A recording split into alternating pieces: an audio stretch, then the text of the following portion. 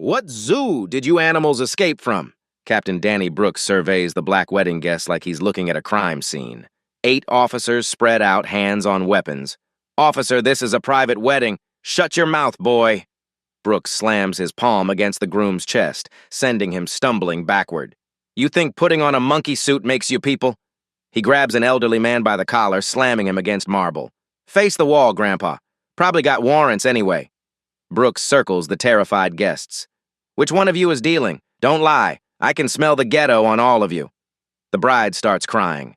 Children hide behind their parents. 40,000 viewers watch pure hatred disguised as law enforcement. The groom's shaking hand reaches for his wallet. Inside waits a business card that will destroy everything these officers think they know about power. They're about to learn the most expensive lesson of their careers. This morning promised such joy. 6 hours earlier, Benjamin Oliver adjusts his white bow tie in the mirror of his downtown Atlanta office.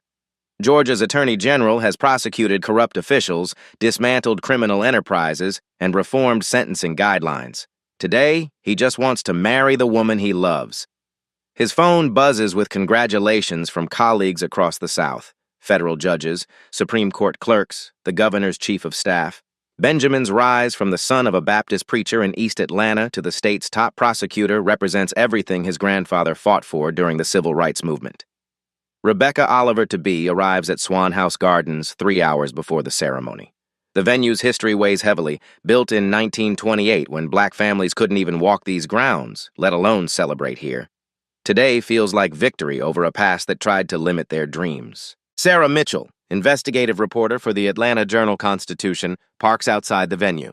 She's covering the wedding for the society pages, but her instincts twitch when she notices Fulton County patrol cars circling the block. 3 times in 30 minutes. Wedding venues don't usually attract police attention unless someone called them. Pastor David Oliver, Benjamin's father, rehearses his ceremony notes. At 67, he married 3 generations of families. He survived Jim Crow, marched with King, and watched his son become the first black attorney general in Georgia history. This wedding represents more than love. It symbolizes progress his generation died fighting for. The Swan House staff finalizes arrangements. 200 guests. Live streaming for extended family across the country. The permit process took 6 months. Unusual delays, mysterious paperwork requests, sudden safety concerns that appeared and disappeared without explanation. Rebecca's law firm had to threaten legal action just to secure the venue. Captain Danny Brooks receives his assignment at 2:47 p.m. Noise complaint, 3130 Slayton Drive. The address means nothing to him. He doesn't know it's Swan House Gardens. I don't know the history. Doesn't care about permits or peaceful celebrations. He sees an opportunity to hit monthly arrest quotas with minimal paperwork. Brooks has worked in Fulton County for 15 years. His record includes 43 complaints of excessive force, 17 allegations of racial profiling, and 0 disciplinary actions. The police union protects him. The district attorney avoids prosecuting him. He operates with impunity because the system protects its own. Benjamin's cousin Marcus sets up his phone to live stream the ceremony. Families in California, New York, and overseas want to witness this moment.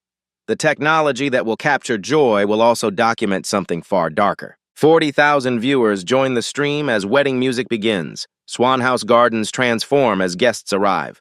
Federal judges park beside community organizers. Corporate lawyers chat with nonprofit directors. This gathering represents black excellence in every form, achieved despite systemic barriers, celebrated in spaces that once excluded them entirely. Rebecca walks the aisle in her grandmother's pearls and her great-grandmother's lace. 4 generations of women who survived slavery, segregation, and struggled to see this moment. Her wedding dress costs more than some families earn annually, but every thread represents defiance against limitations others tried to impose. The ceremony begins at 4:15 p.m. Pastor Oliver's voice carries across gardens where his ancestors couldn't walk. Benjamin waits at the altar, surrounded by friends who've shattered glass ceilings and rewritten rules. This moment represents everything America promises when it works correctly. None of them know that 8 officers are driving toward their celebration with assumptions about black gatherings, black wealth, and black joy. The radio crackles with reports of suspicious activity at 3130 Slayton Drive. Radio static cuts through wedding music at 4:52 p.m. Unit 47, respond to noise disturbance, 3130 Slayton Drive. Multiple complaints about gathering. Captain Danny Brooks keys his radio. Copy dispatch, en route with backup. He doesn't question the complaints, doesn't verify the callers' identities, doesn't check if permits exist. He sees an address in Buckhead and assumes trouble. Black people in expensive neighborhoods always mean problems in his experience. 8 officers converge on Swan House Gardens. Brooks leads 3 patrol cars up the circular drive, past perfectly manicured lawns and historical markers celebrating Atlanta's elite heritage. The irony escapes him completely. Benjamin's cousin Marcus holds his phone steady, streaming live to 12,000 viewers. "Y'all are about to see Benjamin marry the love of his life," he whispers into the camera. The comment section floods with heart emojis and congratulations from family worldwide. Pastor Oliver reaches the moment where he asks for objections. "If anyone has reason these two should not be joined..." Car doors slam in the distance. Heavy boots cross gravel. Radio chatter grows louder. "What's that noise?" Rebecca whispers, still holding Benjamin's hands. Brooks appears first, scanning the crowd like a predator selecting targets. His eyes skip past elderly white donors sipping champagne near the gazebo. They lock onto black faces wearing formal attire, treating success like evidence of criminality. Marcus adjusts his phone angle instinctively. Something feels wrong. 15,000 viewers now watch the stream, numbers climbing rapidly as people sense drama developing. "Ladies and gentlemen," Pastor Oliver attempts to continue, "we are gathered here today. Police, nobody move!" Brooks shouts across the terrace. Wedding guests freeze mid-conversation. Children stop playing. The string quartet's music dies away note by note until only radio static fills the silence. Brooks advances with theatrical authority, his 7 backup officers fanning out like they're surrounding armed criminals instead of wedding guests. Their positioning cuts off exit routes, trapping families between marble columns and manicured hedges.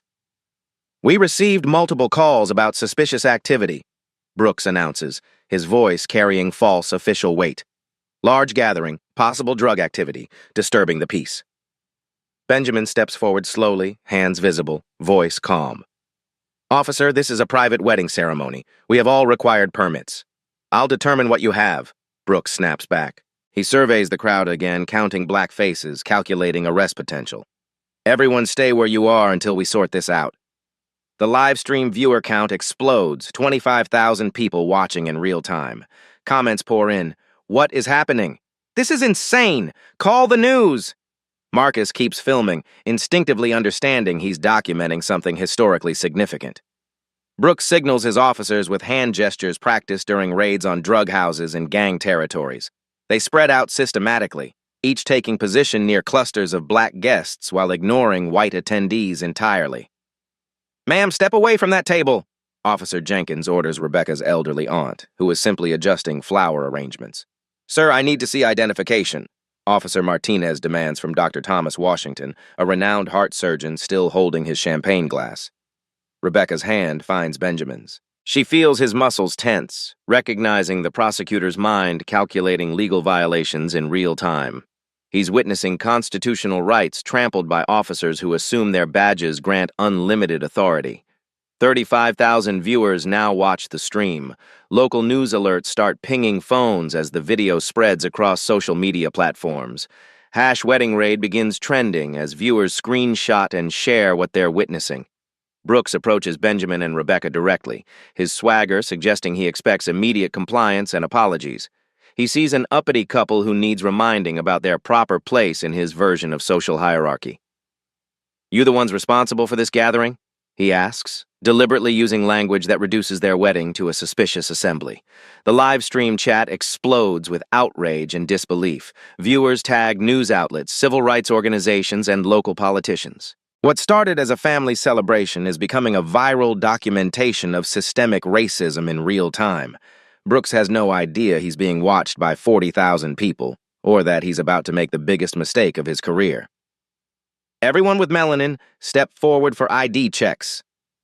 Brooks doesn't hide his racial profiling. He treats prejudice like standard police procedure, expecting compliance from people he considers naturally suspicious.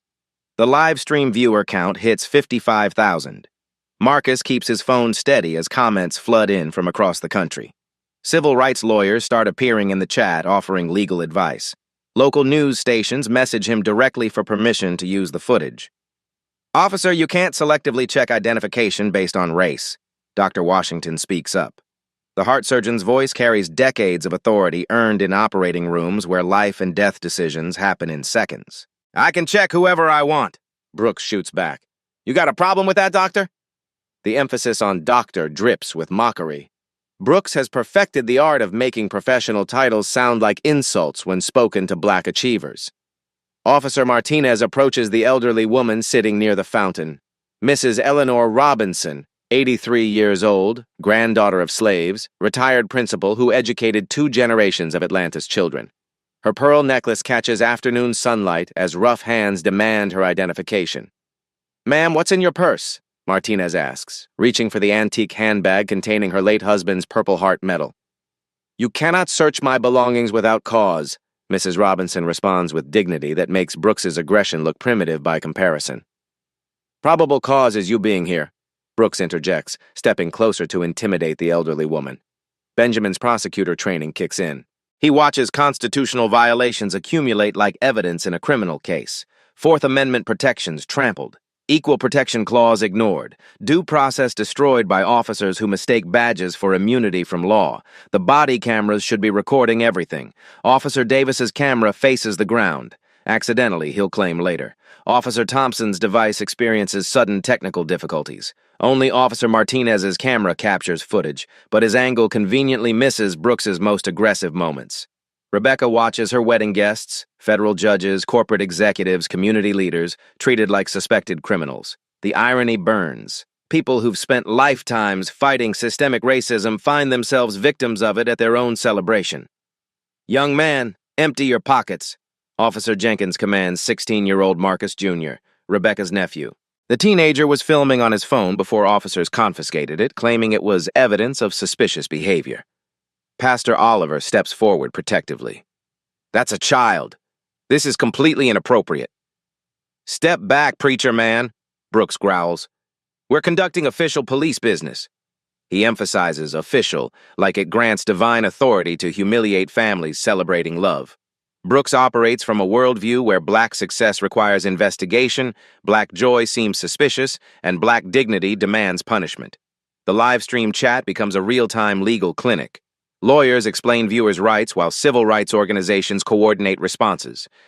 #wedding raid trends nationally as the video spreads across every social platform. Major news outlets request interview permissions while the harassment continues. Anyone here on probation? Brooks asks, loudly, fishing for arrests among guests he assumes carry criminal records. Anybody got warrants, outstanding tickets, unpaid child support? Each question lands like a slap. He's profiling an entire community based on stereotypes that exist only in his prejudiced mind. These are doctors, lawyers, teachers, and community leaders being treated like gang members. Rebecca's grandmother pulls her aside. Baby girl, this is just like Birmingham. Same hate, different badges. The comparison to 1960s police brutality isn't hyperbole. It's lived experience from someone who survived both eras of systematic oppression. 68,000 viewers now watch the stream. International media picks up the story. The hashtag spreads globally as people witness American racism performed by uniformed officers who expect praise for their prejudice. Brooks notices the phones filming him but doesn't care. He's performed this routine hundreds of times without consequences. The police union will protect him. Internal affairs will clear him. The system always shields its own from accountability. Ma'am, why are you dressed so fancy? He asks Rebecca, implying that black women in expensive gowns must be hiding criminal activity. Benjamin's hands clench into fists. 20 years of legal training war against protective instincts toward his bride. He knows any aggressive response will be used to justify escalated violence against his guests. Officer Davis approaches the gift table, eyeing wrapped presents like evidence of illegal activity. What's in these packages? Drugs? Stolen merchandise? The suggestion that wedding gifts contain contraband reveals the depth of his prejudiced assumptions about black celebrations. Mrs. Robinson stands slowly, her arthritis making movement painful. She faces Brooks directly. Officer, I taught civics for 40 years. I know constitutional law. You are violating every oath you swore to protect. Her words carry the weight of lived history. This woman educated governors, senators, and Supreme Court clerks. She's forgotten more about American law than Brooks will ever learn. Civics won't help you if I find something illegal, Brooks retorts, completely missing the irony of threatening a retired educator with false charges.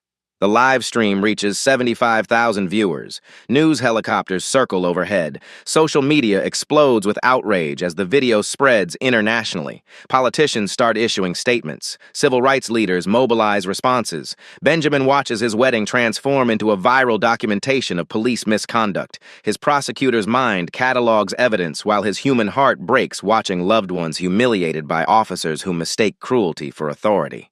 Brooks approaches the groom directly, expecting to intimidate just another uppity black man who needs reminding about power structures in Georgia. You the ringleader of this circus? Brooks steps into Benjamin's personal space, using intimidation tactics perfected during thousands of questionable stops. Benjamin maintains perfect composure. 20 years of courtroom experience taught him that power lies in control, not volume. Officer, I'm simply getting married today. Simply? Brooks mocks the word. Nothing simple about your kind gathering like this. What's your name, boy? The racial slur hangs in the air like poison. 80,000 live stream viewers witness the verbal assault in real time. Comments explode with outrage as international media shares the footage across every platform. Benjamin Oliver. He speaks his name with quiet dignity that makes Brooks's aggression appear primitive by comparison.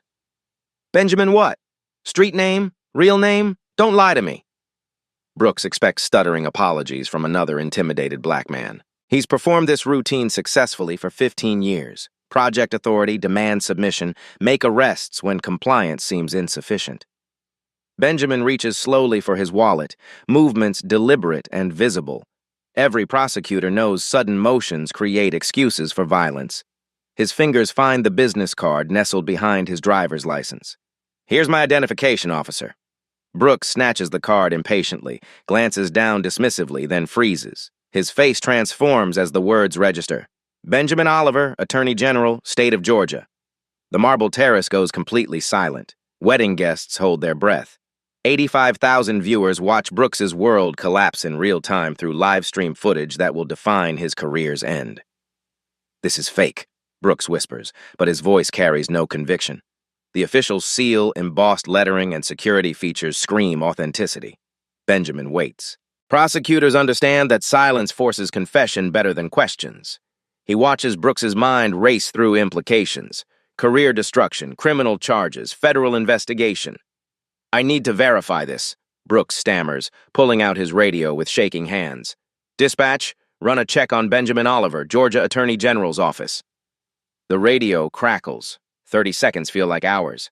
Wedding guests lean forward. Live stream viewers type frantically. The entire confrontation balances on radio static and database queries. Unit 47, Benjamin Oliver confirmed as current Georgia Attorney General, badge number 0001, direct reports to the governor's office. Brooks's hand drops to his side. The radio nearly slips from his fingers. He stares at the business card like it's evidence of his own professional death warrant. The power dynamic doesn't just shift, it explodes. The uppity black man he planned to arrest outranks every officer in Georgia. The suspicious gathering he's disrupting includes the state's top prosecutor, federal judges, and political power brokers who control police budgets. Rebecca watches her husband transform before her eyes. Benjamin's prosecutorial authority emerges like sunlight breaking through storm clouds. This isn't just a groom defending his wedding, it's Georgia's chief law enforcement officer documenting constitutional violations by subordinate officers. Now, officer, Benjamin speaks with quiet authority that commands instant attention. Perhaps we should discuss your reasons for disrupting a legal gathering and selectively targeting citizens based on their race. Brooks realizes his career just ended. Every word he spoke was recorded on live stream. Every constitutional violation was witnessed by 90,000 viewers. Every racist assumption was documented for federal investigators who will inevitably review this footage. The other 7 officers sense their leader's panic. They exchange worried glances, suddenly understanding they've participated in harassing the one person in Georgia with power to prosecute them all. But Brooks makes the worst decision of his career. Instead of apologizing, instead of retreating, instead of acknowledging his massive mistake, his ego chooses destruction over dignity. I don't care if you're the president, he snarls. I've got reasonable suspicion, and I'm not leaving until I search every one of these people. The livestream viewer count hits 100,000 as Brooks declares war on Georgia's Attorney General. Brooks doubles down on professional suicide. Badges don't impress me. I've seen fake IDs before. 120,000 viewers watch a police captain declare war on Georgia's top prosecutor. The live stream explodes across social media as news outlets scramble to cover the story developing in real time. Sarah Mitchell, the Atlanta Journal-Constitution reporter, starts making calls from the parking lot. Her editor patches her through to the newsroom's legal team while she live streams on her own phone, adding a second angle to the viral documentation. Within minutes, investigative machinery activates across Atlanta. Mitchell's contacts in internal affairs, the FBI field office, and the governor's communications team start receiving alerts about the Swan House incident, spreading across social media platforms. Officer Brooks, Benjamin says with prosecutorial precision, you are currently violating the 4th, 5th, and 14th Amendments to the Constitution. I strongly advise you to reconsider your position. Advice noted and rejected, Brooks sneers. Search everyone. I want to know what they're hiding. The live stream chat becomes a digital war room. Civil rights lawyers coordinate responses while federal investigators monitor the footage from field offices across the South. Screenshots flood Twitter, Instagram, and TikTok as the video spreads internationally. Rebecca's phone buzzes with messages from the governor's office, federal judges, and Supreme Court clerks. The wedding guest list reads like a power structure directory, people who control police budgets, judicial appointments, and federal oversight of local law enforcement. Mitchell receives her first leaked document at 5:23 p.m.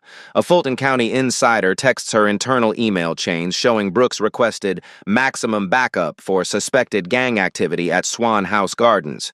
The language reveals premeditation. This wasn't responding to noise complaints. Detective Marcus Johnson, Brooks's own subordinate, watches the live stream from his patrol car 3 blocks away. His conscience wars with self-preservation as he recognizes his captain destroying their entire department's credibility on national television. Johnson makes a career-defining decision. He forwards Internal Affairs the email chain he received that morning. Target practice at fancy venue today. Time to remind certain people about respect. The messages reveal coordination between Brooks and 3 other officers. Benjamin's phone receives text messages from the FBI's Atlanta field office requesting immediate contact. Federal investigators monitoring social media recognize civil rights violations occurring in real time and want to coordinate evidence preservation. Mrs. Robinson, the retired principal, speaks loudly enough for the live stream to capture. I've seen this before, child. Same hatred, different decade, but this time the whole world is watching. Her words resonate across the digital audience. Viewers share stories of their own encounters with police harassment while demanding accountability for officers abusing their authority. The governor's communications director calls Benjamin directly. Sir, we're monitoring the situation. Federal marshals are en route if you need immediate assistance. Benjamin declines federal intervention, recognizing that local officers digging deeper holes serves long-term justice better than immediate rescue. Every additional minute of misconduct creates stronger cases for prosecution. Officer Martinez approaches Dr. Washington again, demanding to search his medical bag. What's really in there, Doc? Prescription drugs for street sales? The accusation against a renowned heart surgeon reveals the depth of racial stereotyping driving police behavior. Martinez assumes black professionals must be criminals regardless of evidence or reputation. Sarah Mitchell receives her second leaked document at 5:31 p.m. A courthouse source forwards her permit applications for Swan House events over the past 3 years. The pattern shows systematic delays and harassment for events hosted by minority organizations, while white social gatherings received immediate approval. The live stream viewer count reaches 150,000. International news outlets request permission to broadcast the footage as the story spreads globally. Civil rights organizations coordinate press releases while politicians issue statements condemning the police behavior. Benjamin watches his wedding guests endure continued harassment while evidence of systematic discrimination accumulates in real time. His prosecutor's training catalogs every constitutional violation for future criminal charges. Detective Johnson forwards Internal Affairs additional evidence. Financial records showing Brooks's overtime payments spiked during months with high arrest numbers. The correlation between personal income and aggressive policing suggests quota-driven law enforcement targeting minority communities. Rebecca's aunt films her own video, providing third-angle documentation of the harassment. Social media algorithms amplify the content as engagement explodes across all platforms. #wedding raid becomes the top trending hashtag globally. Brooks remains oblivious to his viral infamy. He orders officers to search gift bags, examining wedding presents like evidence containers. His paranoia about hidden contraband reveals deep-seated assumptions about black celebrations requiring criminal investigation. The Atlanta FBI field office activates its Civil Rights Division at 5:47 p.m. Special Agent Jennifer Walsh, watching the live stream from her office, recognizes federal crimes occurring in real time and begins coordinating evidence preservation with local authorities. Sarah Mitchell receives her most explosive leak yet. Financial records showing monthly deposits into Brooks's personal account from Millennium Corrections, a private prison company. The amounts correlate directly with his arrest statistics, suggesting financial incentives for mass incarceration. Have you ever been profiled because of your skin color? Share your story below, Marcus whispers into his live stream. The comment section explodes with personal testimonies as viewers relate their own experiences with police harassment. Benjamin's phone buzzes with updates from his office. Assistant Attorneys General monitor the live stream while preparing search warrants for Brooks's financial records, communications, and arrest statistics. The Attorney General's office mobilizes like Brooks just declared war on the rule of law. The retired principal, Mrs. Robinson, addresses Brooks directly. "Young man, I taught constitutional law for 40 years. You're violating every principle this nation claims to represent." Brooks ignores her completely, continuing his search of elderly guests like they're gang members hiding weapons. His disrespect for elders reveals cultural blindness that extends far beyond legal ignorance. Detective Johnson forwards Internal Affairs the most damning evidence. Audio recordings from Brooks's patrol car showing coordination with private prison representatives discussing delivery quotas for incoming inmates. The recordings suggest systematic corruption extending throughout the department. 180,000 viewers now watch the live stream as evening news programs interrupt regular broadcasting to cover the story. Politicians from both parties issue statements condemning police misconduct while demanding immediate investigations. Sarah Mitchell confirms her sources and publishes breaking news online. Exclusive: police captain under federal investigation harasses Georgia Attorney General's wedding. The article includes leaked financial records, internal emails, and coordination evidence showing systematic targeting of minority events. The story explodes across news platforms as media outlets scramble to cover police harassment of Georgia's top prosecutor during his own wedding. International correspondents request interviews while civil rights leaders coordinate responses. Brooks continues searching guests, completely unaware that he's become the poster child for police reform movements worldwide. His live-streamed misconduct provides civil rights organizations with perfect documentation of systematic racism in law enforcement. Federal investigators are already preparing search warrants as Brooks digs his professional grave deeper with every passing minute. The Fulton County Police Union mobilizes within an hour. President Tommy Richardson receives alerts about Brooks's viral live stream while dining at his country club. He doesn't watch the footage. He doesn't need to. Protecting officers from accountability is his full-time job. Richardson makes his first call to Police Chief William Hayes. "Chief, we got a situation developing. The media's attacking one of our finest over a routine noise complaint." The union spin machine activates immediately. Richardson contacts friendly journalists, sympathetic politicians, and conservative bloggers to craft a counter-narrative before the truth spreads further. At 6:15 p.m., the union issued an official statement. Captain Brooks responded to legitimate complaints about disturbing the peace. Any allegations of misconduct are premature and politically motivated attacks on law enforcement. The statement ignores video evidence watched by 200,000 people. It dismisses constitutional violations documented in real time. It transforms obvious racism into political persecution of honest cops. Benjamin receives threatening phone calls within 2 hours. Anonymous voices promise consequences for attacking police officers doing their jobs. The callers assume he orchestrated the confrontation rather than simply defending his wedding guests. Rebecca's law firm gets similar calls. Partners who've never handled criminal cases suddenly find themselves targets of harassment for employing the cop-hating Attorney General's wife. Richardson coordinates with conservative media outlets to portray Brooks as a victim of racial politics. Talk radio hosts receive talking points emphasizing political correctness gone wrong and attacking heroes in uniform. The union retains Marcus Williams, Atlanta's most aggressive defense attorney, to represent Brooks and his officers. Williams specializes in police misconduct cases using procedural technicalities and character assassination to protect criminal cops. Sarah Mitchell's investigation hits immediate roadblocks. Her courthouse sources report sudden pressure to stop cooperating with media inquiries about police corruption. Judges who previously provided background information now refuse to comment. Detective Johnson, who leaked evidence to Internal Affairs, faces retaliation within hours. His shift supervisor assigns him to desk duty for equipment inventory that will last indefinitely. The message is clear. Whistleblowers face career destruction. Richardson calls Benjamin directly at 7:30 p.m. General, we can resolve this quietly. Captain Brooks is a decorated officer with 15 years of service. Perhaps we can chalk this up to a misunderstanding. The union president offers informal mediation to avoid formal investigation. He suggests community service, sensitivity training, and public apologies, meaningless gestures that preserve Brooks's career while minimizing accountability. Benjamin declines immediately. Mr. Richardson, I witnessed felony civil rights violations. This matter requires federal investigation, not union negotiation. The conversation ends with Richardson warning about consequences of declaring war on law enforcement in Georgia. The threat is subtle but clear. Prosecutors who target police face systematic retaliation.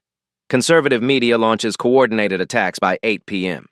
Fox News segments portray Benjamin as an activist prosecutor targeting heroic officers. Talk radio hosts question his loyalty to law enforcement and suggest political motivations for stirring up racial tensions. The character assassination extends to Rebecca. Right-wing bloggers publish her legal career details, suggesting she's part of an anti-police conspiracy targeting white officers. Social media accounts coordinate harassment campaigns against both newlyweds. Union lawyers file emergency motions to block evidence collection. They claim the live stream footage violates officers' privacy rights and demand all recordings be suppressed before investigation begins. Williams, the union's attorney, holds a press conference at 9 p.m. Captain Brooks responded appropriately to credible reports of suspicious activity. Any suggestion of misconduct is false, politically motivated, and deeply unfair to a dedicated public servant. He portrays Brooks as a victim of racial politics rather than a perpetrator of racial harassment. The spin ignores video evidence while suggesting that accountability equals persecution. Federal Judge Patricia Adams, who attended the wedding, receives threatening mail the next morning. Envelopes contain warnings about consequences for supporting cop killers and race baiters who attack police. Through his attorney, Brooks maintains his innocence while claiming vindication. Captain Brooks followed standard procedures for investigating suspicious gatherings. He regrets any misunderstanding but stands by his professional judgment and constitutional authority. The statement transforms obvious misconduct into misunderstanding, while suggesting Brooks acted appropriately despite overwhelming evidence to the contrary. Richardson coordinates pressure campaigns targeting Benjamin's political supporters. Union-affiliated political action committees threaten to withdraw support from politicians who condemn Brooks's behavior. Local police departments across Georgia receive union directives to stand with Captain Brooks against political attacks on law enforcement.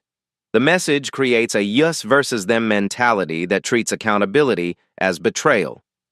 Sarah Mitchell faces intimidation at her apartment building. Security cameras capture unknown individuals photographing her car, documenting her routine, and following her to work. The harassment is designed to silence investigative reporting. The union's legal strategy focuses on discrediting witnesses rather than defending Brooks's actions.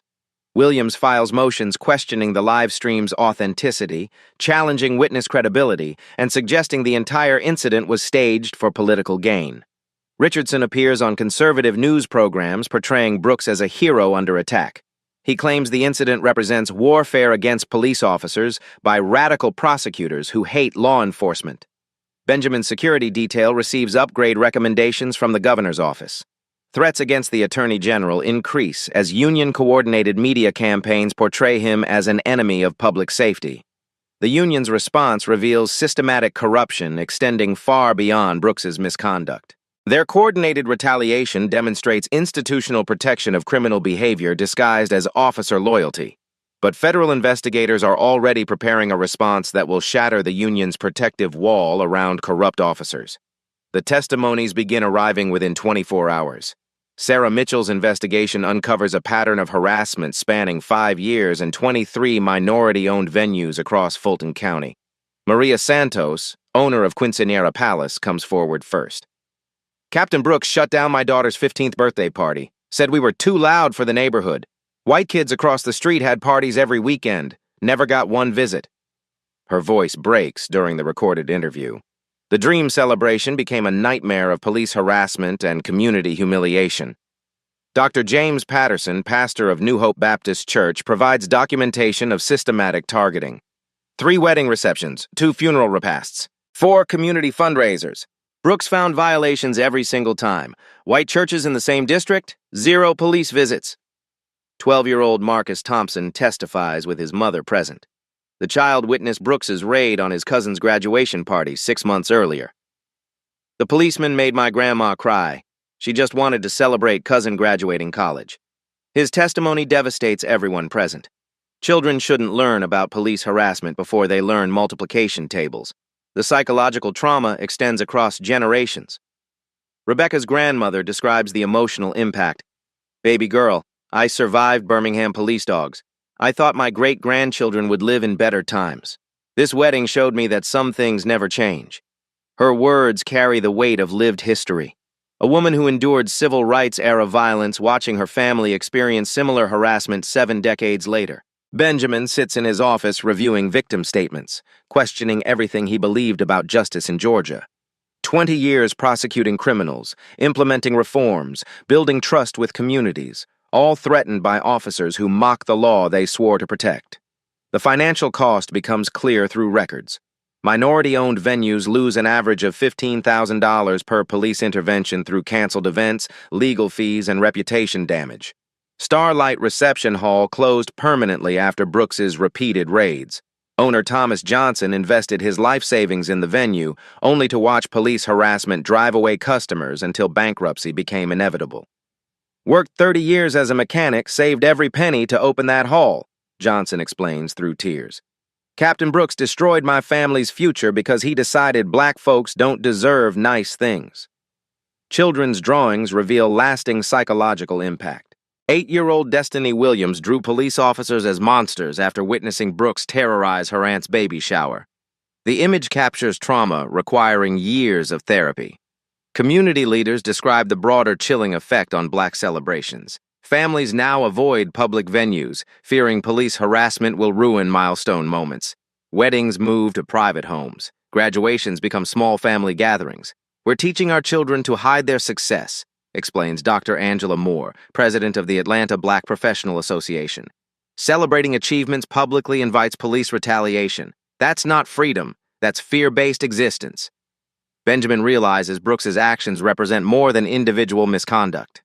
They demonstrate institutional racism designed to keep minority communities subordinate through constant intimidation and economic pressure. Have you ever been afraid to celebrate your achievements because of who you are?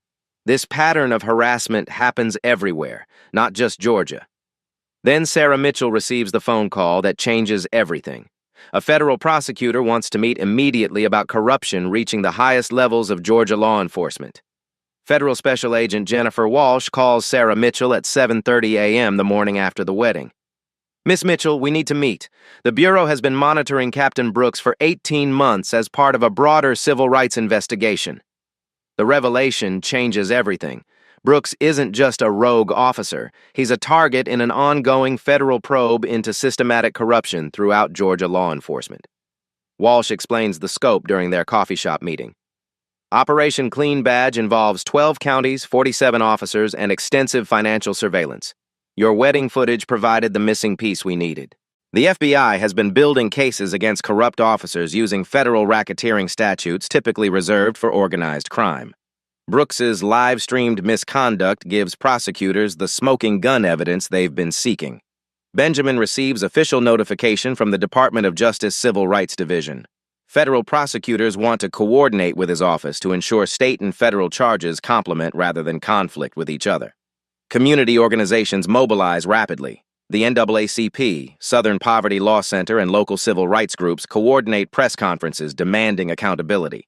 Social media campaigns amplify victim testimonies while pressuring politicians to support reform. Rebecca's law firm receives calls from constitutional lawyers across the country offering pro bono assistance. Major civil rights organizations recognize the case's potential to establish precedent for police accountability nationwide. Detective Johnson, the whistleblower officer, receives protection from federal marshals after his colleagues discover his cooperation with internal affairs. His leaked evidence becomes crucial to federal prosecution strategy. Walsh reveals the extent of federal surveillance. We've been monitoring Brooks's communications for months. Wiretaps captured conversations with private prison representatives discussing delivery quotas and monthly payment schedules. The private prison connection transforms local police misconduct into federal racketeering charges. Brooks wasn't just harassing minorities, he was trafficking human beings into corporate-owned detention facilities for profit. Benjamin's office coordinates with federal investigators to preserve evidence while building complementary state cases. The partnership between local prosecutors and federal agents creates an unprecedented accountability framework. Community support rallies behind the victims. Churches organize prayer vigils. Business organizations pledge financial assistance for venues damaged by police harassment. Citizens demand city council action. Social media campaigns reach international audiences as civil rights organizations coordinate global pressure. #Justice for Benjamin trends alongside #Wedding Raid as the story becomes a symbol of systematic racism in American policing. The governor's office announces a special commission to review police accountability statewide. Political pressure mounts as elected officials distance themselves from officers who've become national symbols of corruption. Walsh shares federal strategy. We're not just prosecuting individual officers, we're dismantling the entire network of corruption that enables systematic civil rights violations across the South. The federal investigation extends far beyond Brooks to include judges who ignored complaints, prosecutors who refused cases, and politicians who protected corrupt officers from accountability. Benjamin realizes his wedding harassment became a catalyst for justice reform, extending across multiple states. Federal resources combined with community activism create momentum for systematic change. Federal grand jury subpoenas are being prepared as the investigation expands to expose corruption reaching the highest levels of Georgia's justice system. The financial records arrive at 9:47 a.m., delivered by federal investigators to Benjamin's office. Agent Walsh spreads bank statements across his conference table like evidence in a murder trial. Captain Brooks received $47,000 in additional income last year, Walsh explains, pointing to monthly deposits. Every payment correlates directly to arrest numbers at minority-owned venues. The paper trail reveals systematic human trafficking disguised as community policing. Brooks wasn't just harassing black families. He was selling human beings to private prison corporations for profit. Millennium Corrections, Georgia's largest private prison company, paid Brooks $200 per arrest delivered to their facilities. The quota system incentivized him to target minority celebrations because large gatherings guaranteed multiple arrests and maximum payments. Benjamin studies the financial evidence with prosecutorial precision.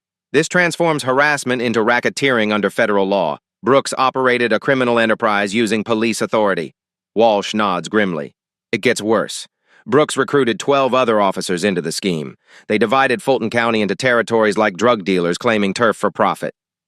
Internal communications seized through federal warrants reveal the depth of corruption. Email chains discuss hunting grounds and fresh meat when referring to minority community events requiring police response. Brooks's personal bank account shows deposits totaling $847,000 over 5 years. His salary couldn't support the luxury car, boat, and vacation home he purchased through systematic civil rights violations. The wedding raid was supposed to generate 15 arrests, Walsh explains, showing intercepted text messages. Private prison representatives promised bonus payments for large-scale deliveries during summer months. Federal wiretaps captured Brooks coordinating with Millennium Corrections executives 3 days before Benjamin's wedding. They discussed disrupting the celebration to secure inventory for their facilities. The recordings reveal corporate executives directing police operations like plantation overseers commanding slave catchers. Private prisons needed bodies to maintain federal contracts, so they purchased arrests from corrupt officers. Benjamin's wedding guests weren't targeted because of noise complaints. They were selected as merchandise for corporate profit margins, human trafficking with badges, and legal authority. Walsh shares the most damning evidence. Brooks received performance bonuses based on demographic quotas, higher payments for black arrests versus white arrests. The racism was literally profitable. Financial records from other counties reveal the scheme's statewide scope. 47 officers across Georgia participated in systematic trafficking of minority citizens to private detention facilities. The economic incentives explain Brooks's behavior patterns perfectly. His harassment of minority venues wasn't motivated by racial hatred alone. It was a business model generating substantial personal income. Every wedding, graduation, and birthday party became a profit opportunity. Walsh continues. Brooks treated celebrations like inventory collection for his corporate partners. Federal investigators tracked money flowing from private prison corporations through shell companies into officers' personal accounts. The laundering scheme involved multiple banks and fake consulting contracts. Benjamin realizes the scope extends beyond individual corruption to corporate police partnerships designed to generate profits through mass incarceration of innocent citizens. The evidence reveals systematic destruction of constitutional rights for financial gain. Police officers became bounty hunters collecting human beings for corporate customers who profited from incarceration. "We're not prosecuting police misconduct anymore," Benjamin tells his staff. "We're prosecuting human trafficking, racketeering, and conspiracy under federal organized crime statutes. Federal prosecutors prepare RICO charges typically reserved for mafia organizations." Brooks's police corruption operates identically to organized crime syndicates, territorial control, systematic violence, and profit through illegal enterprises. The financial evidence transforms a wedding harassment case into federal prosecution of law enforcement racketeering. Brooks's live-streamed misconduct exposed a criminal organization hiding behind police badges. Federal grand jury indictments are sealed and ready as FBI agents prepare coordinated arrests of 47 officers across Georgia. The Atlanta City Council chambers overflow with 300 citizens demanding accountability. The emergency session called for 10 a.m. sharp. Brooks sits at the witness table, flanked by union lawyers who look increasingly desperate. Council Chair Janet Wilson gives the hearing to order. "Captain Brooks, you are here to address allegations of misconduct during your disruption of a private wedding celebration. Local news cameras capture every moment. National media fills the back rows. The live stream reaches 400,000 viewers as Brooks faces public interrogation for his viral misconduct. Benjamin enters the chambers wearing prosecutor authority-like armor. He's not here as a victim. He's here as Georgia's top law enforcement officer presenting evidence against a criminal enterprise masquerading as police work. "State your name for the record," Wilson commands. "Captain Daniel Brooks, 15 years, Fulton County Police Department." His voice wavers despite attempts at defiance. Wilson displays laptop screens showing the wedding harassment footage. "Captain Brooks, explain why you targeted only black guests while ignoring white attendees at this legal celebration." Brooks's union attorney whispers frantically before he responds. "Councilwoman, I followed standard procedure responding to legitimate noise complaints from concerned citizens." "What citizens?" Wilson presses. "We have no record of any complaints filed before your arrival." The chamber erupts as community members recognize the obvious lie. Brooks's fabricated justification collapses under basic scrutiny. Benjamin steps forward with federal evidence. "Councilwoman Wilson, may I present financial records showing Captain Brooks received payments from private prison corporations based on arrest quotas?" Brooks's face drains of color as bank statements project onto chamber screens. 400,000 live-stream viewers witness the money trail connecting police harassment to corporate profit margins.